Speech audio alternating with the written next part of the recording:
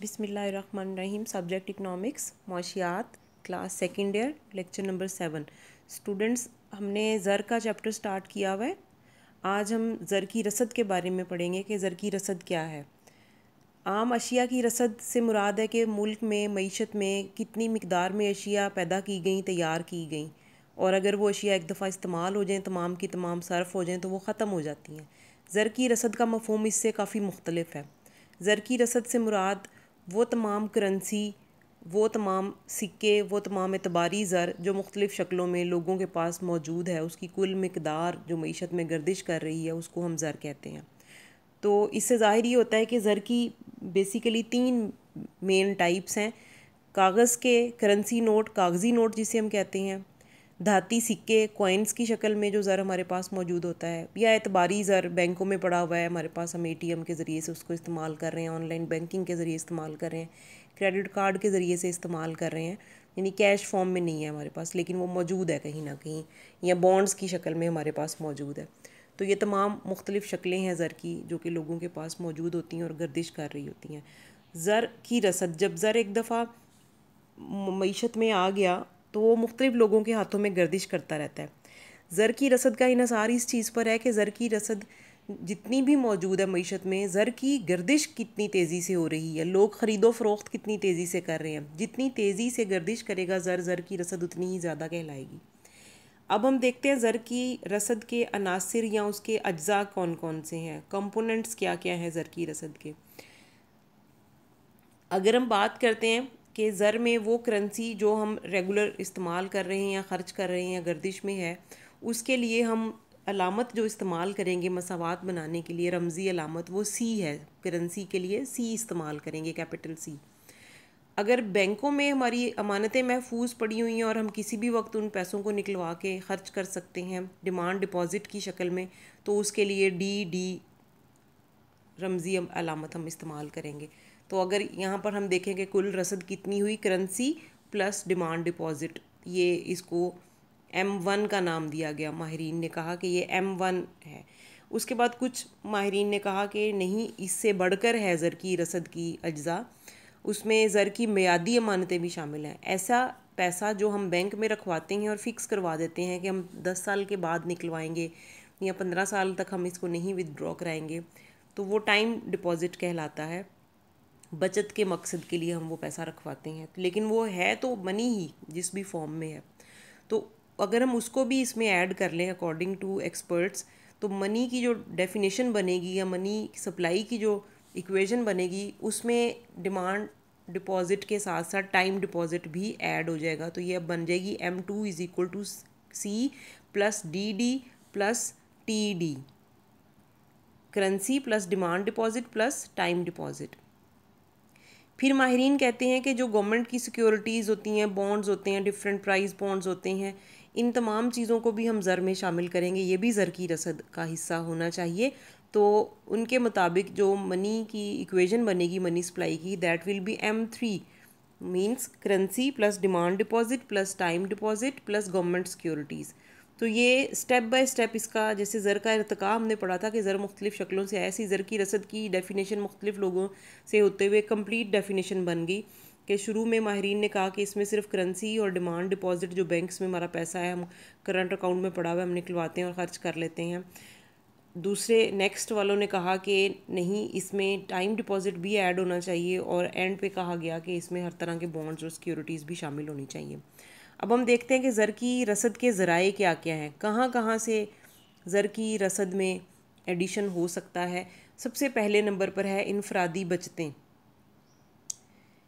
इनफरादी बचतों से मुराद वो पैसा है जो हम रोज़मर्रा ज़िंदगी में अपनी आमदनी में से ख़र्च के बाद जो पैसा बचा लेते हैं, हम उस पैसे को बचाने के बाद अगर बैंकों में रख दें, बैंकों में जमा करा दें, और बैंक उस पैसे को दोबारा से कर्ज़े की सूरत में लोगों को जारी कर दे और वो पैसा गर्दिश में आ जाए, तो हम कहेंगे ज़र की रसद बढ़ जाएगी।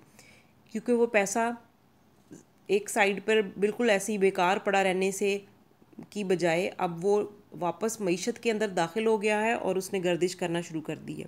अब इन देखेंगे हम इनफरादी बचतों का इन्हसार किस चीज़ पर, ये हमने पीछे भी छोटा सा टॉपिक डिस्कस किया था कि बचत की अगर हम बात करें तो बचत का इन्हसार दो चीज़ों पर है। एक बचत करने का इरादा और दूसरा बचत करने की कुव्वत। बचत करने के इरादे से मुराद है कि लोगों को ये एहसास होना चाहिए कि पैसे की ज़रूरत हमें पड़ सकती है फ्यूचर में, हम थोड़ा सा बचा कर रखते रहें। उनका टारगेट कुछ भी हो सकता है, अपने बुढ़ापे के लिए बचा के रखना, अपने बच्चों की अच्छी तालीम और तरबियत के लिए बचा के रखना, बच्चों की शादियों के लिए बचा के रखना, कोई फ्यूचर में आप हज उम्रा अदा करना चाहते हैं उसके लिए पैसे बचा कर रखना। मुख्तलिफ मकासद हो सकते हैं जिसके लिए बचत करते हैं लोग और पैसा बचा कर अलग रखते हैं, बैंक में रखवा देते हैं। दूसरी चीज़ जो बचत के लिए है वो है बचत करने की कुव्वत। कुव्वत का इन्हिसार है कि लोगों की आमदनियाँ कितनी हैं, क्या इतनी सफिशेंट आमदनियाँ हैं कि वो उसमें से बचत कर सकें। मईशत में बैंकिंग का सिस्टम कैसा है कि क्या सेविंग्स के ऊपर लोगों को अच्छा प्रॉफिट मिलता है, वो सेविंग करने की तरफ अट्रैक्ट होते हैं, तो इसकी वजह से भी उनकी कुव्वत बढ़ जाएगी कि इससे इंक्रीज़ होगा उनका सेविंग का जो स्टेमिना होगा, पावर टू सेव जो होगा। ये चीज़ें हैं जो दोनों मिल के बचत को डिटरमिन करती हैं, बचत करने का इरादा और बचत करने की कुव्वत। इनफरादी बचतों को डिटरमिन करने के लिए दो चीज़ें हैं। इनफरादी बचतों के अलावा नेक्स्ट हम देखेंगे कारोबारी बचतें भी होती हैं। कारोबारी बचतों से मुराद है कि एक इंडिविजुअल बिजनेस नहीं, बल्कि अगर हम पार्टनरशिप का बिज़नेस की बात करते हैं या जॉइंट स्टॉक कंपनीज़ की बात करते हैं जिसमें बहुत सारे शेयर होल्डर्स होते हैं, तो उन कंपनीज़ का तमाम प्रॉफिट हिस्सादारों में तकसीम नहीं हो जाता, बल्कि कंपनी अलग से अपना एक कलेक्टिव अकाउंट में भी अलग से पैसा रखती है कि कंपनी के अपने जो अखराजात में मीट करने होंगे फ्यूचर में, उसके लिए कोई भी नागहानी मसला हो सकता है, कोई भी ज़रूरत पड़ सकती है, तो कंपनी उसमें से कुछ रकम लाजमन अलग रखेगी। ये कहलाती है कारोबारी बचत। अगर वो इसको बैंक में रखवाएंगे तो ये पैसा भी वापस मईशत में कर्ज़ों की सूरत में जारी होगा और गर्दिश करता रहेगा। सरकारी बचतें तीसरी इसकी किस्म है कि हुकूमतें भी हर साल जब बजट बनाती हैं तो आमदनी और अखराजात का तखमीना लगाती हैं कि किस कदर वो टैक्सों के ज़रिए से आमदनी इकट्ठी करेंगी और किस कदर अखराजात होंगे। तो बाज़ औक़ात ऐसा होता है कि हुकूमत की आमदनी ज़्यादा और अखराजात कम होते हैं, इसे फाजल बजट कहते हैं। तो इस फाजल बजट को सरकारी बजट हम बचत कहेंगे। और इस सरकारी बचत के तीन अहम ज़राए हैं। हम कह सकते हैं कि हुकूमत मुख्तलिफ़ किस्म के टैक्स के ज़रिए से जो पैसा ले रही है उसमें से उसको बचत हो जाती है ख़र्च करने के बाद। अंदरूनी और बैरूनी ज़राए से कर्ज़ा लेती है हुकूमत, या बाज़ औक़ात हुकूमत बग़ैर ज़मानत के नए करेंसी नोट जारी करती है। तो इन सूरतों में हुकूमत के पास एक्स्ट्रा रकम होती है जिसको सरकारी बचतें कहते हैं, और ये मईशत में वापस गर्दिश करके ज़र की रसद में इजाफे का बायस बन सकती हैं। ज़र की रसद के ज़राए में इनफरादी बचतें आपने देखा अभी, कारोबारी बचतें और सरकारी बचतें, तीन हमने किस्में पढ़ी हैं बचतों की। अब चौथे नंबर पर है बैंक क्रेडिट, कि आमतौर पर लोग अपनी अमानतों को बैंकों में जमा करवाते हैं, लेकिन बैंक इन अमानतों को एक ख़ास तनासब 20% या 25% अपने पास ज़र नकद की सूरत में रख कर बाकी रकम को कर्ज़े में डाल देते हैं और इस तरह ज़र की तख्लीक करते हैं। और यही कर्ज़ा दोबारा किसी न किसी सूरत में बैंक में जमा हो जाता है और उसमें से फिर वही प्रोपोर्शन होता है कि बैंक कुछ 1% ख़ास फ़ीसद बैंक रखेगा अपने पास और बाकी कर्ज़े में जारी कर देगा। और इस तरह से वो बार बार उसी रकम से ज़र तख्लीक हो रहा होता है। इसको क्रेडिट क्रिएशन का नाम भी दिया जाता है। तो ज़र सर्कुलेशन में जा रहा होता है, ये ज़र की रसद के बढ़ने की वजह बनता है। इंश्योरेंस कंपनियों का क्या काम होता है? इंश्योरेंस चाहे किसी पर्सन की हो, लाइफ इंश्योरेंस हो, किसी प्रोडक्ट की हो, किसी बिल्डिंग की हो, किसी कारोबार की हो, किसी भी चीज़ की इंश्योरेंस हो, तो उसके ज़रिए से लोग अपने फ्यूचर को सिक्योर करते हैं। उसका मकसद क्या होता है कि आपको कोई भी नागहानी मसला होगा जिसकी वजह से जो आपने जिसके लिए इंश्योरेंस करवाई हुई थी, गाड़ी की इंश्योरेंस करवाई हुई थी, गाड़ी का एक्सीडेंट हो जाता है, डैमेज हो जाती है गाड़ी, तो आपने वो जो इंश्योरेंस की शक्ल में इंस्टॉलमेंट्स पे की हुई थी, जितनी भी पे की हुई थी अभी फ़िलहाल, आपको वो कंपनी आपका वो लॉस, वो डैमेज पूरा करेगी। वो कंपनी पाबंद होगी वो पूरा करने के लिए। तो लोग इसलिए इंश्योरेंस करवाते हैं। कारोबारी लोग ख़ास तौर पर इंश्योरेंस करवाते हैं, आम लोग अमूमन लाइफ इंश्योरेंस करवाते हैं। तो इंश्योरेंस के लिए जो माहाना आप रकम बीमा कंपनियों को जमा करवा रहे होते हैं लोग, वो उसी रकम को आगे कहीं ना कहीं इन्वेस्ट कर रही होती है, बैंकों में जमा करवा रही होती है, बैंक आगे कर्ज़े जारी कर रहे होते हैं और वो रकम वापस मईशत में गर्दिश कर रही होती है और ज़र की रसद में इजाफे का सबब बनती है। नेक्स्ट है स्टॉक मार्केट। बाज़ार हिस्सेस या सुरमाया का बाज़ार, ये भी रसद को बढ़ाता है। ये ऐसी मंडी होती है जहाँ मुख्तलिफ़ कंपनियों के शेयर्स बेचे और ख़रीदे जा रहे होते हैं। उसमें हुकूमत के, सरकारी और नीम सरकारी तमाम तरह के बॉन्ड्स और सिक्योरिटीज़ भी शामिल होती हैं। लोग ख़रीद भी रहे हैं, वहाँ पर बेच भी रहे हैं। जो लोग वहाँ से ख़रीद रहे हैं, इसका मतलब है कि वो कैश मनी अपनी वहाँ दे रहे हैं, उसके बदले में वो बॉन्ड और सिक्योरिटी ख़रीद रहे हैं। तो जब मनी वहाँ जा रही है, वो मनी जब नेक्स्ट आगे इन्वेस्ट होगी कारोबार में, तो उसके ज़रिए से ज़र की रसद में इजाफ़ा होगा। सुरमाया बाज़ार की मंडी में जिन अशिया की ख़रीदो फ़रोख्त होती है, इनका जायज़ा दर्ज झेल में लिया जाता है। ये पॉइंट स्टूडेंट्स अलग से हैं। आपके जो ज़र की रसद के एलिमेंट्स थे वो स्टॉक मार्केट तक पूरे हो जाते हैं। अगर स्टॉक मार्केट का शॉर्ट क्वेश्चन आ जाता है तो उसके अंदर फिर आप ये पॉइंट्स लिख सकते हैं। ये आपकी अपनी चॉइस है कि आप अगर अच्छा क्वेश्चन अटैम्प्ट करना चाहें तो सिर्फ नाम लिख दें इनके कि कौन कौन से इसके अज्जा हैं। हिस्सेस हैं, डिबेंचर्स हैं, बॉन्ड्स और बचत के सर्टिफिकेट हैं, सरकारी कफ़ालतें हैं, और चाहे तो थोड़ी सी डिटेल भी आप लिखते हैं। लेकिन आपका जो मेन टॉपिक था ज़र की रसद के ज़राए कौन कौन से हैं, तो वो ये हैं: इनफरादी बचतें, कारोबारी बचतें, सरकारी बचतें, बैंक क्रेडिट, इंश्योरेंस कंपनियां और स्टॉक मार्केट। दूसरा हमारे आज के लेक्चर का जो पार्ट है वो है ज़र की तलब। ज़र की तलब, जैसे आम अशिया की तलब आपके ज़हन में होगा, तलब क्या होती है? आपने फर्स्ट ईयर में पढ़ा था कि किसी भी शय की ख्वाहिश करना और उसको ख़रीदने की क़ुव्वत रखना। तो ज़र को हम ख़रीद नहीं रहे, ज़र की हम तलब ऐसे कर रहे हैं कि हमें अपनी कमाए हुए पैसों में से ज़र को कैश की शक्ल में रखने को हम ज़र की तलब कहेंगे। आपके पास अपनी आमदनी है, आप उस आमदनी में से ख़र्च भी कर रहे हैं, सेव भी करके रख रहे हैं। वो सेव मुख्तलिफ़ शक्लों में करके रख रहे हैं, कैश फॉर्म में रख रहे हैं, कोई चीज़ ख़रीद के रख रहे हैं, कोई कीमती चीज़ ख़रीद लें, कोई ज्वेलरी ख़रीद लें, आप गोल्ड की शक्ल में लेके रख लें, या कोई बॉन्ड्स और सिक्योरिटीज़ ख़रीद लें, किस शक्ल में लेके रख रहे हैं, ये आपकी अपनी चॉइस पे डिपेंड करता है। तो अब हम देखते हैं कि ज़र की तलब किस किस मकसद के लिए की जाती है। सबसे पहले नंबर पर घरेलू मकासद के लिए, कि अपने पास कैश रखा जाता है अपनी डे टू डे डेली जो ज़रूरियात हैं उनको मीट करने के लिए। आपके पास, आपने रोज़ाना घर में अखराजात करने के लिए अशिया खुर्दोनोश हैं, आपने ख़ुराक लेनी है, आपने सब्ज़ियाँ, फल, दूध, गोश्त, अंडे, ये तमाम चीज़ें जो रोज़ाना की बुनियाद पर आपने ख़रीदनी होंगी, उसके लिए आप कैश अपने पास रखते हैं। आपको लिबास ख़रीदना है, अगर आप स्टूडेंट हैं तो आपने अपनी स्टेशनरी आइटम्स ख़रीदने हैं। मकसद ये कि रोज़ाना की बुनियाद पर जो घरेलू मकासद के लिए पैसे इंसान खर्च करता है, उसके लिए वो जो कैश अपने पास रखेगा वो कहलाएगा house hold motive for demand of for money. दूसरा है कारोबारी ज़रूरियात के लिए। बिल्कुल वैसे ही जैसे लोग घरेलू ज़रूरियात के लिए अपने पास कैश रखते हैं, तो कारोबारी जो लोग होते हैं वो भी लाजमन अपने पास कैश रखते हैं कि कारोबार के दौरान कोई मशीन ख़राब हो जाती है, कोई नए पुर्जे उसके डलवाने पड़ते हैं, किसी मशीन की मुरम्मत करवानी है, किसी मशीन को रिप्लेस करवाना है, कोई भी ऐसी ज़रूरत पड़ सकती है, उसके लिए वो नकद रकम अपने पास रखने को तरजीह देते हैं। ये दूसरा उसका मकसद हो गया।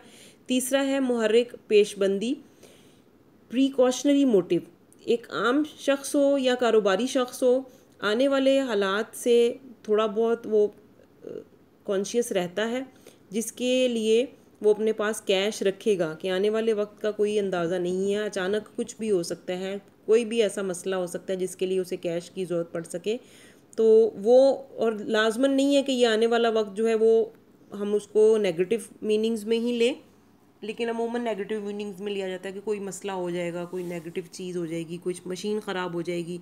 घर की अगर हम बात करें तो घरों में भी ऐसा होता है, आपके घर में रोज़मर्रा की ज़रूरत के अलावा अचानक से फ्रिज ख़राब हो गई, पानी की मोटर ख़राब हो गई, आपको अचानक से उसको रिपेयर कराना पड़े, तो आप अगले महीने का इंतज़ार नहीं करेंगे, बल्कि आपने कुछ ना कुछ जो एक्स्ट्रा रकम घर में रखी हुई है आप उससे उसको ठीक करवा लेंगे।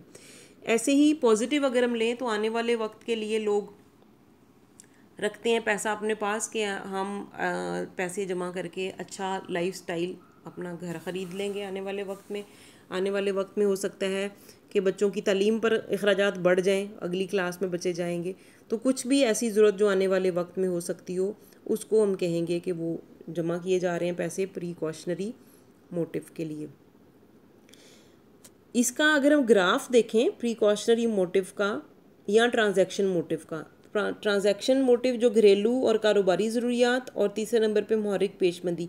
ये तीनों जो वेरिएबल, अगर हम वेरिएबल के तौर पे इन तीनों को लेंगे कि ये जो तीनों मकासद के लिए डिमांड फॉर मनी है, इसका इन्हसार आमदनी पर है। आपको सामने नज़र आ रहा है स्टूडेंट्स, डिमांड फॉर मनी के लिए एल का सिंबल यूज़ किया जा रहा है, और एल के साथ जो आपको टी नज़र आ रहा है, this is for transaction demand for money, ज़र की मामलाती तलब।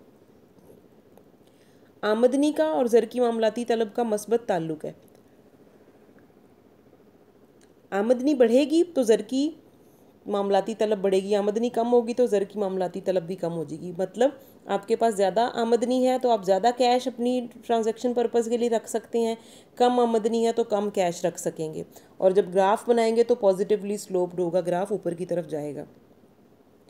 अब इसकी आखिरी जो इसकी किस्म है वो है मुहर्रिक तखमीन या सट्टाबाजी, स्पेकुलेटिव मोटिव, कि बहुत सारे लोग सट्टाबाजी के लिए अपने पास नकद रकम रखने को तरजीह देते हैं। उनका मकसद होता है कि उनके पास अगर कैश मौजूद होगा और अचानक कारोबार में कोई ऐसी मुनाफा बख्श हमें कोई अपॉर्चुनिटी नज़र आती है, तो कैश अगर मौजूद होगा तो फ़ौरन आप वहाँ पर उसको इन्वेस्ट करेंगे और उससे फ़ायदा उठा सकेंगे। लेकिन अगर नकद रकम ना पड़ी हुई तो आप उसको नहीं, उससे फ़ायदा उठा सकेंगे।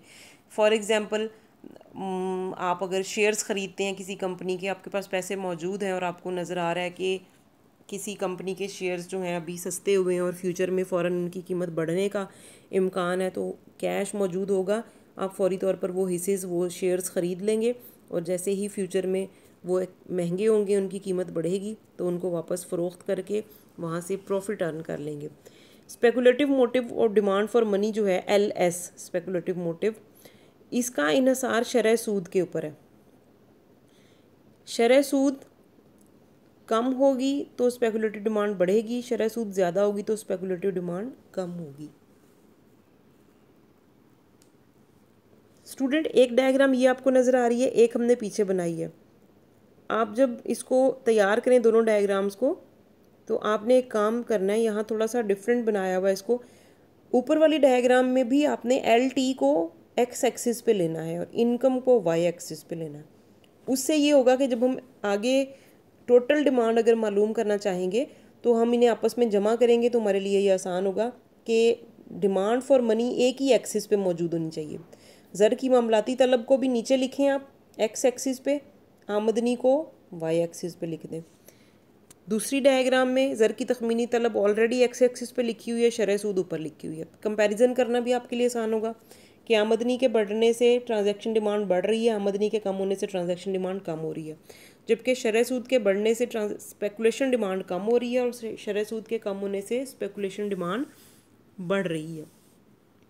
ये टॉपिक हमारा यहाँ कंप्लीट हो जाता है। ज़र की रसद और ज़र की तलब के बारे में हमने आज पढ़ा है, और इस टॉपिक को आपने बहुत अच्छे तरीके से तैयार करना है। ये सेम बिल्कुल ऐसा ही टॉपिक आप अगर नेक्स्ट इस सब्जेक्ट को लेके चलें ग्रेजुएशन में भी, तो वहाँ पर ये थोड़ा सा एक्सटेंड हो जाता है कि उसमें फिर टोटल डिमांड मालूम की जाती है और इक्विलिब्रियम फाइंड आउट किया जाता है जहाँ डिमांड और सप्लाई आपस में बराबर होते हैं।